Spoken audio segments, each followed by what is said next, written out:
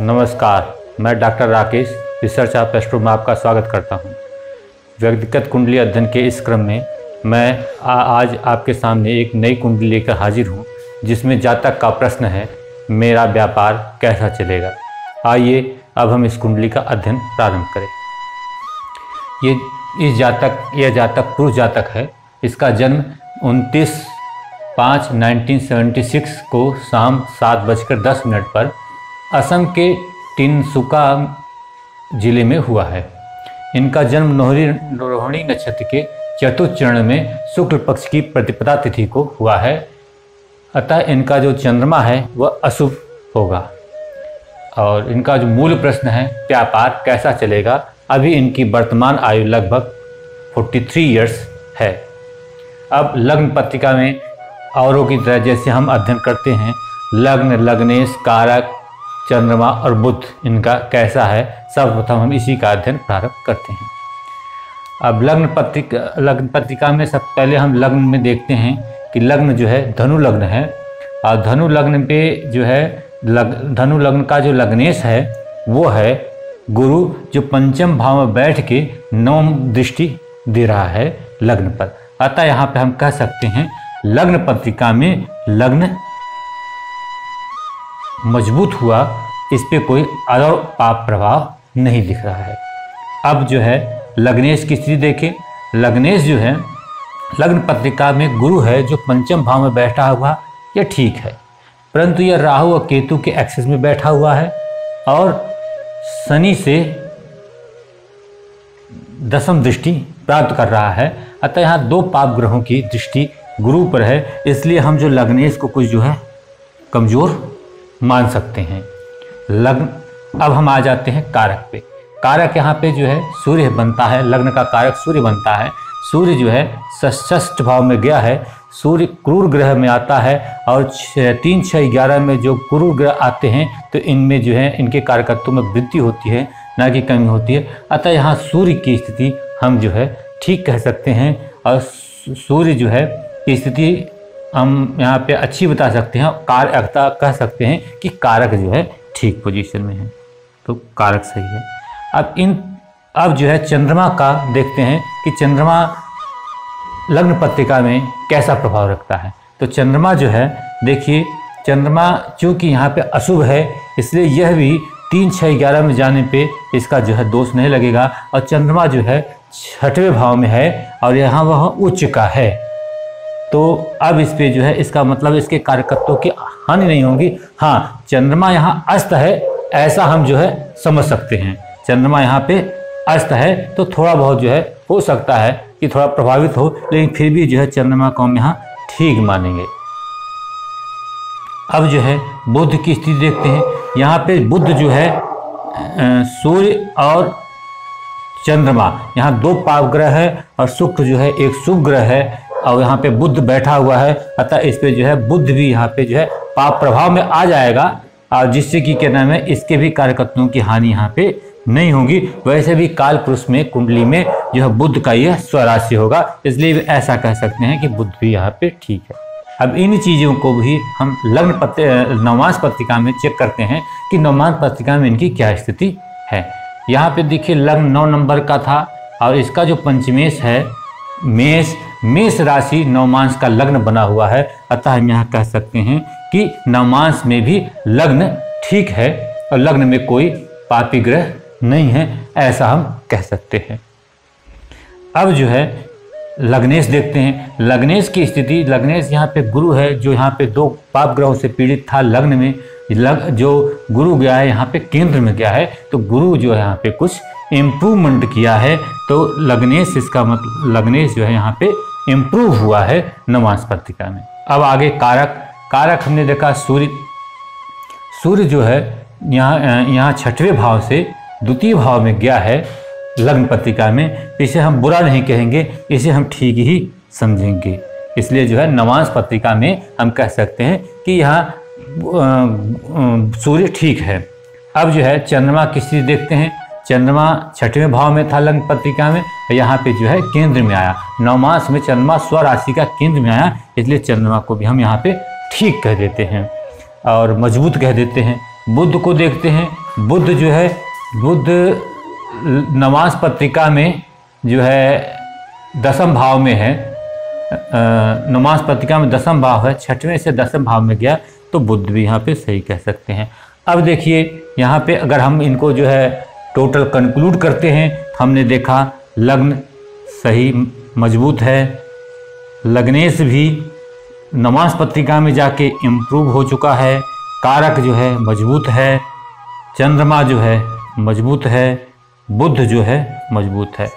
इसका मतलब है जातक जो है मानसिक, शारीरिक और बौद्धिक रूप से मजबूत कहलाएगा। अब देखिए इनका जो मूल प्रश्न था, मूल प्रश्न इनका व्यापार के लिए था कि मेरा व्यापार कैसा चलेगा। तो व्यापार के लिए हम जो है लग्न, दशम, चंद्रमा और बुध ये बली होना चाहिए, ऐसा देखते हैं। अब देखते हैं क्या दशम बली है।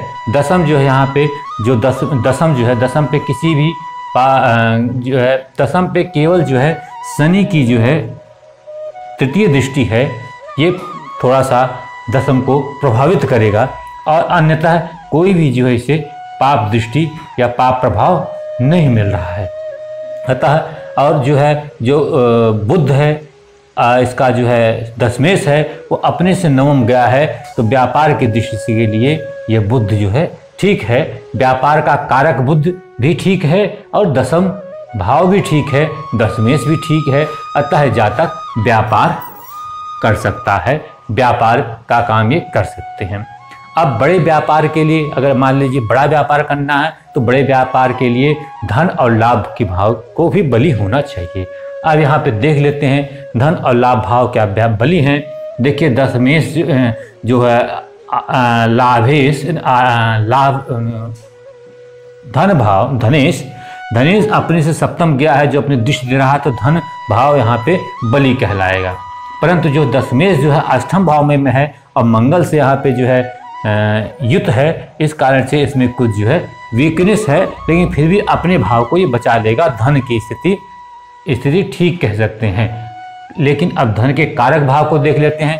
यहाँ पे हम पहले ही कर चुके हैं कि गुरु जो है लग्न पत्रिका में पीड़ित है, लेकिन जाके वहाँ वो नवांश में ठीक हुआ है, तो धन की स्थिति मध्यम कह सकते हैं। अब ठीक है, इसके बाद धन, धनेश और कारक, तो यहाँ पे कुल मिला के जो है धन की स्थिति ठीक है, बहुत ज़्यादा खराब नहीं कह सकते हैं। अब आय की स्थिति देखते हैं।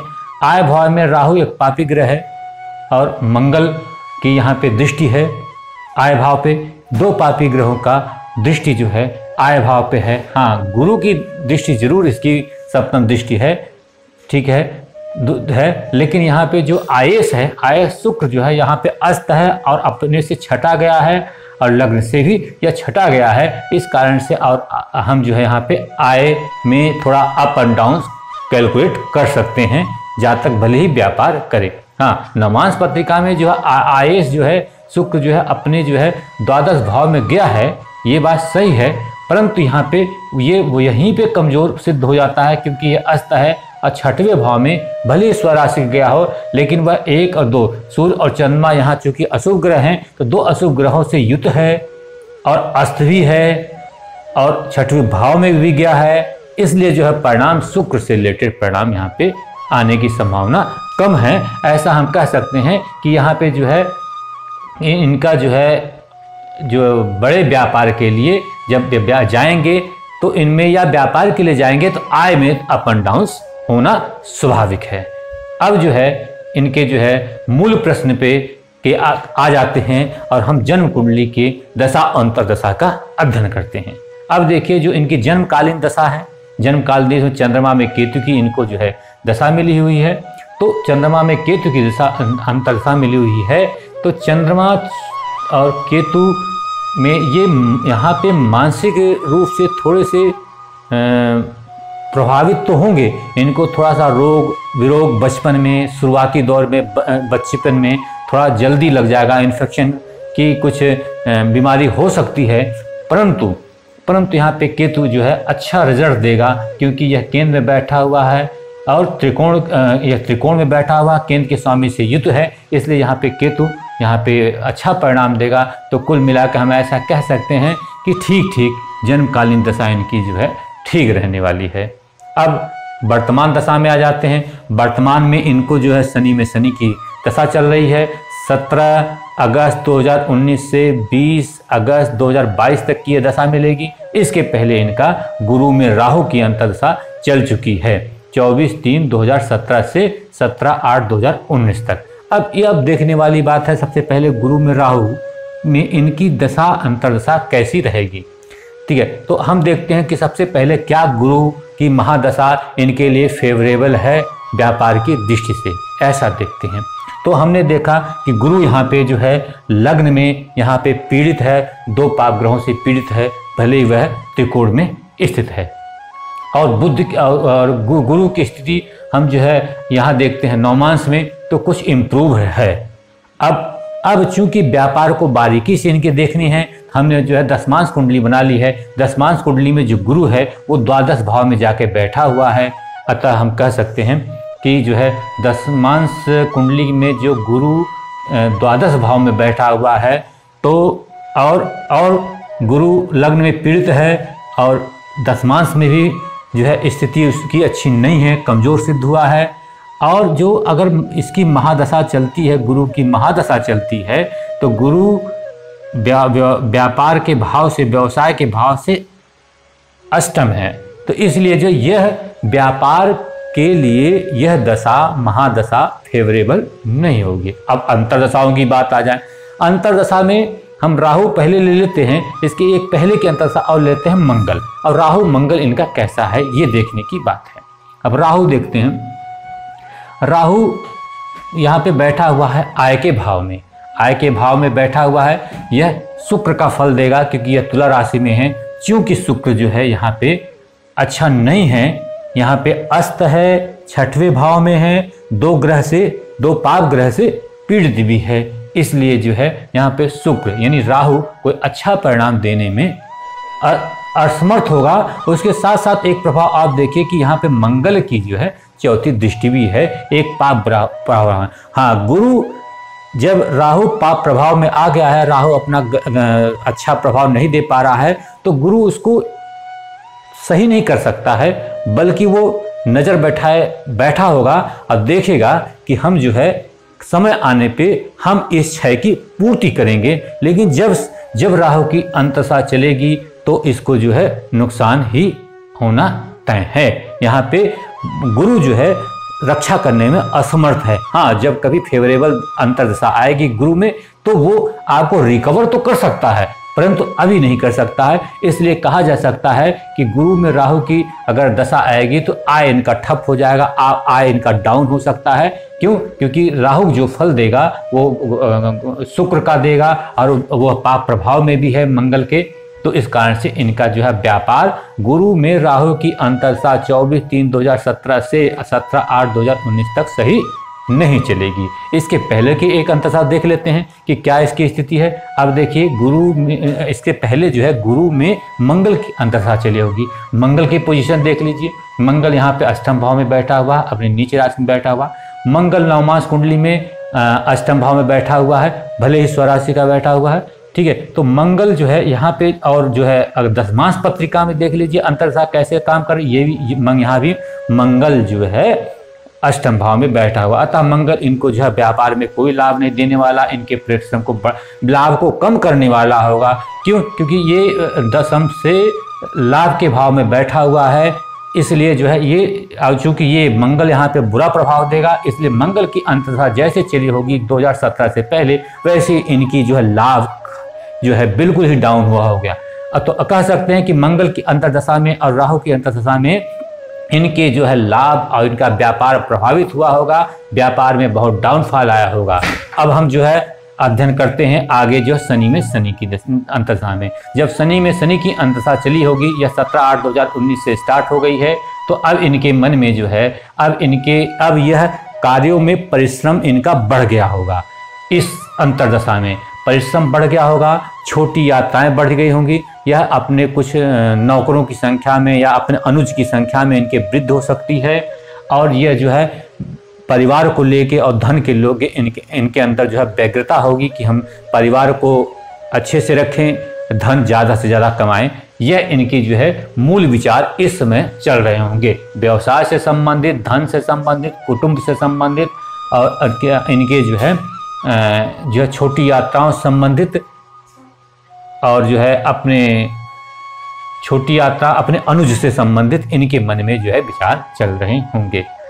अब जब शनि में बुध की अंतर्दशा आएगी तो हम देख लेते हैं, पहले देख लेते हैं शनि इनके व्यापार की दृष्टि से कैसा काम करेगा। शनि देखिए व्यवसाय की दृष्टि से यहाँ पे जो है, यहाँ पे अपने से एकादश गया होगा, लाभ भाव में गया होगा। अब शनि जो है एक यहाँ पे नवमांश में देखिए पंचम भाव में बैठा हुआ है, और दशमांश में जो है वो भी यहाँ पे भी जो है दशमांश में भी यहाँ पे पंचम भाव में बैठा हुआ है। इसका मतलब है शनि जो है महादशा के रूप में इनको जो है फेवर कर सकता है। केवल लग्न में थोड़ी सी स्थिति उसकी सही नहीं है, वो मंगल से भी दृष्टि है, तो जैसे अगर दशा अंतर्दशा फेवरेबल होगी तो शनि इनको जो है लाभ में फेवर करेगा, ऐसा हम समझ सकते हैं। अब शनि में देखिए बुध की जब अंतर्दशा आएगी, शनि की देखिए एक तरीके से दृष्टि जो दशम भाव पे है, तो यह चूंकि बुध और शनि एक दूसरे को मित्रता का व्यवहार करते हैं, इसलिए बहुत ज़्यादा इसका जो है शनि की दृष्टि का इफेक्ट नहीं पड़ेगा। एक तरीके से और भी नहीं पड़ेगा, क्योंकि दशम का कारक शनि को कहा जाता है। तो और ठीक, और जो है काल पुरुष की कुंडली में जो है यह स्वराशि पे अपनी दृष्टि देगा, इसलिए जो है शनि की दृष्टि को हम इसको ज़्यादा बुरा काउंट नहीं कर सकते हैं। अब हम इसको यह कह सकते हैं कि हाँ, जातक को थोड़ा परिश्रम करना पड़ेगा, थोड़ी सी रुकावटें आ सकती है, परेशानी आ सकती है, परंतु व्यापार की दृष्टि से यह जो है इनको लाभ दिलाने वाली महादशा कहलाएगी। अब देखिए बुध की स्टडी करते हैं। बुध हमने देखा कि बुध हमने पहले ही बता दिया कि लग्न पत्रिका में जो है बुध फेवरेबल है। अब बुध जो है नवमांश पत्रिका में भी जो है इनका जो है फेवर करेगा, क्योंकि यह जो है दशम भाव में बैठा हुआ है। और बुध जो है हम यहाँ देखते हैं कि यहाँ पे ये बुध जो है दशमांश कुंडली में द्वितीय भाव में बैठा हुआ है, इसलिए कुल मिला के जो है बुध की स्थिति सही है। और बुध जो है व्यवसाय से अब दशम भाव से नवम भाव में स्थिति भी है, इसलिए जो है हम ये कह सकते हैं कि शनि में बुध की अंतर्दशा में जातक का व्यापार अच्छा चलेगा, लाभ मिलेगा, धन की प्राप्ति होगी। इनको जो है फेवरेबल दशा 20 अगस्त 2022 से 8 जून 2026 तक रहेगी। इसमें ये व्यापार को जो इनके नुकसान हुए हैं इनको ये रिकवर कर सकते हैं। अब इनकी दशा, इनकी जो है कुंडली का अध्ययन मैं समझता हूं कि पूरा हो गया है, और डिटेल एनालिसिस के लिए एक एक दशा को अध्ययन करने के लिए बहुत टाइम की ज़रूरत पड़ती है, लेकिन इतना ही सफिशिएंट है अभी इस जातक के लिए। बाद की बातें हम बाद में करेंगे। आज बस इतना ही। मैं डॉक्टर राकेश कुमार आपसे जो है अंत में एक रिक्वेस्ट करता हूं कि हमारे इस चैनल को लाइक करें, सब्सक्राइब करें और शेयर करें, और यूट्यूब पे अपने कमेंट्स आप ज़रूर दें, सही गलत, और मुझे अगर क्रिटिसाइज़ कर सकें तो बहुत अच्छी बात होगी, क्योंकि बिना आलोचना के एक जो है अच्छी दिशा, अच्छी पकड़ ज्योतिष में बनाना बड़ा ही मुश्किल है। इसलिए मैं आपसे अपनी सकारात्मक आलोचना की अपील करता हूं, और आपसे अनुरोध करता हूं आप अपने डेट ऑफ बर्थ, टाइम और डिटेल्स हमारे यूट्यूब के चैनल पर भेजें, और हम जो है और अपने प्रश्न पूछें, जिससे हम आपकी कुंडली की विवेचना कर सकें। आज के एपिसोड में बस इतना ही। धन्यवाद।